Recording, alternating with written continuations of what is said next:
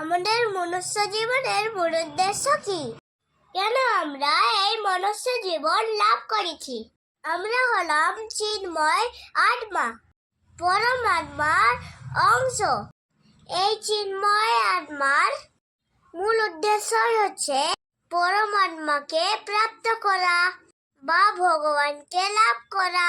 আমরা নিজেরা জন্ম মৃত্যু জরা ব্যাধি থেকে নিজেকে উদ্ধার করে পরমাত্মাতে বিলীন হয়ে যাব। এই পরমাত্মাকে প্রাপ্ত করতে হলে একটা নির্দিষ্ট শরীরের প্রয়োজন, কারণ আত্মার অধোগতি ও উন্নতির শরীরের মধ্যে সম্ভব। ভগবানকে প্রাপ্ত হতে গেলে, ওই পরমাত্মাকে প্রাপ্ত হতে গেলে প্রেম ভক্তি রসের মাধ্যমে আমরা ভগবানকে প্রাপ্ত করতে পারি। হরে কৃষ্ণ।